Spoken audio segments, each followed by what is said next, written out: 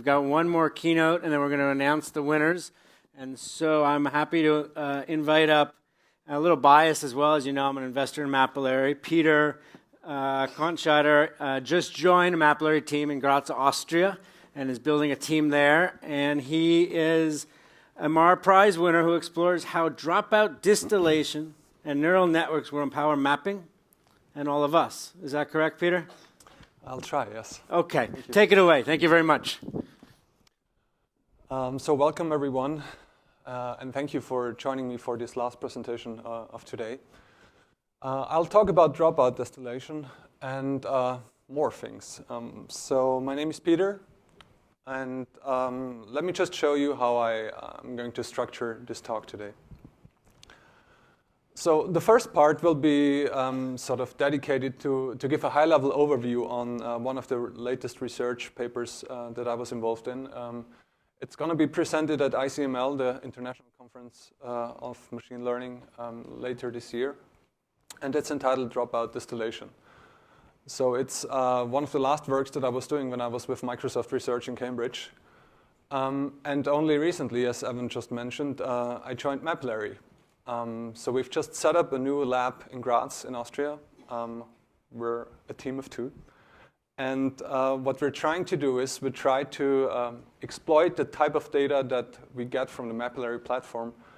We have a very sort of dedicated and passionate community of users that helps us to sort of annotate the world by sort of just going out there, taking pictures, and helping us to map the world.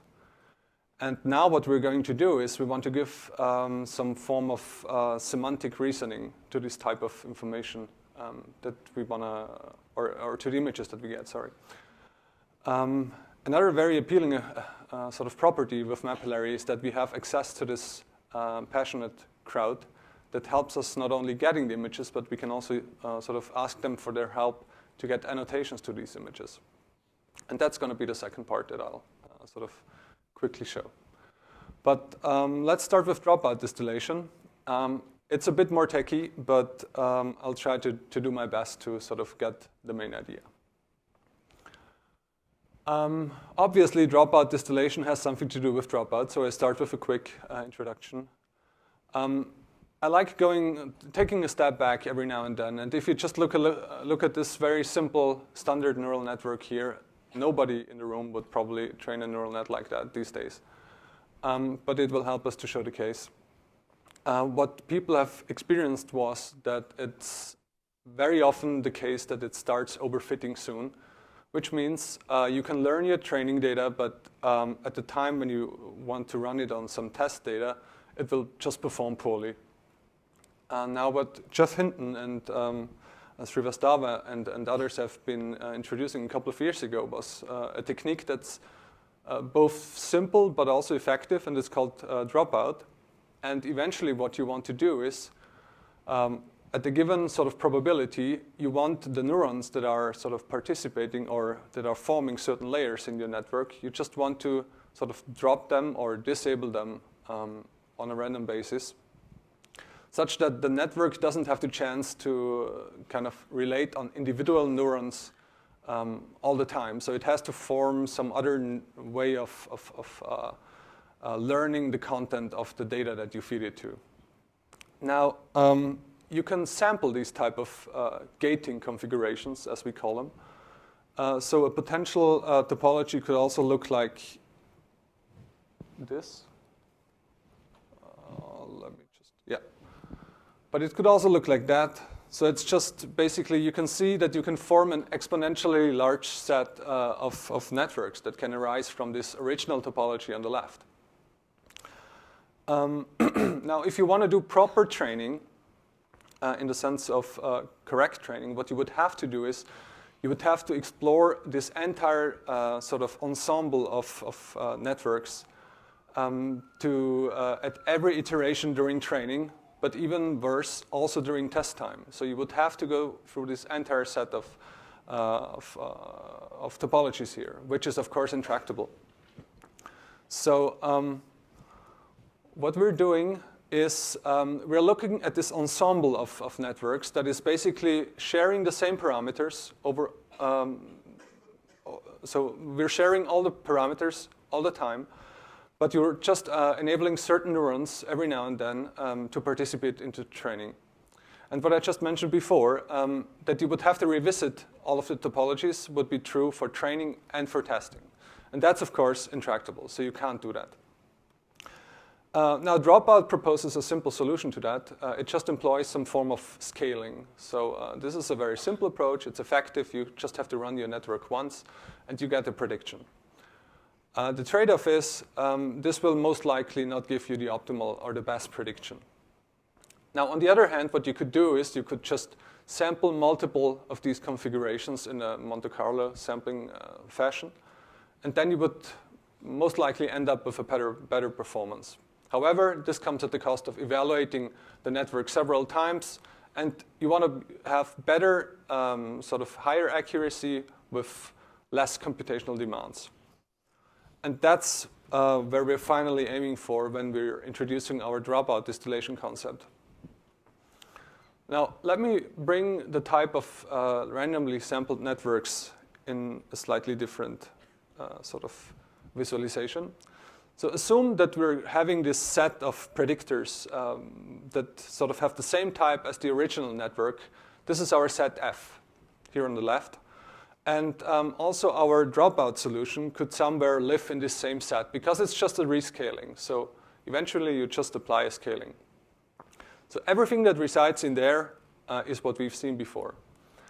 Now, if we would like to get to this final or to this efficient or ideal predictor, this is the intractable one. So what can we do about it? How can we reach this intractable predictor, which has the best accuracy, but which we simply cannot train? So what we're introducing is a new set of what we call efficient predictors. And basically, we can now decide that we take some form of initialization of a network. And once we train it, we will find a solution that is closer to this ideal predictor than what you've started off with. And the benefit is that you still only have to run your network once, and it will give you an increased accuracy. Now, this leaves us with the choices that we follow now. So for instance, if we're interested to preserve the type of network topology, so we want to have the same capacity network, then we would just go and take the dropout trained network that we had before. We would initialize it, run the magic that we propose in the paper, and we will end up with something that will be higher in terms of accuracy, but will show the same computational cost as the standard dropout. So this is a very preliminary experimental evaluation that we've run on CFAR. Sorry. And we can see that we get consistency, better accuracy when we compare to standard dropout. But we're also bounded to this Monte Carlo solution, which is the one where you have to run over your networks multiple times. Now, the second finding that we had is, what if we had a task that requires us to run on sort of more constrained hardware? I'm just thinking of what Thomas mentioned before, that they want to drop 95 or 90% of the parameters and only at the loss of 5% of accuracy. So unfortunately, we're not there yet, but we can think of such a scenario right here. So we would initialize a new network topology, and we would just run our magic again. And what we would find is that with a much smaller or compressed network with sort of much lower capacity in terms of parameters, we would try to approach this ideal predictor. So in this sense, we can try to distill the knowledge of this previously trained network into a much smaller one. Now, something that's also very interesting about this idea is that we don't even need labeled data anymore. So once we've trained our first network, we can actually start feeding it with unlabeled data, because we're essentially trying to mimic the original network and simultaneously compressing it into a smaller one. Now, so far, that's what I wanted to say about the dropout distillation part. This is now somewhat of a jump, and should try to help me see how this will help us at Mapillary. So we're collecting more than 1.2, 1.3 million images a week. Depends on the weather. We're soon to hit the 63 million image level. And we've been mapping more than 1.5 million kilometers so far. So what's obviously the next step is to get some semantic reasoning in there. So we want to have a form of understanding, of recognition of what's going on in our images. And we would like to, of course, go even further with that. And we want to have a complete and holistic interpretation of the scene. So one of the next steps that we'll do is we run some form of semantic labeling, something that has been shown before. So we have a pixel-wise annotation that we get from our classifiers that will help us to better sort of understand and comprehend what's going on in the type of data that we see. This is, of course, only the first thing. And I'm super excited to sort of approach these type of challenges and problems with our new lab in Graz. And I thank you for your attention. That's all from my side.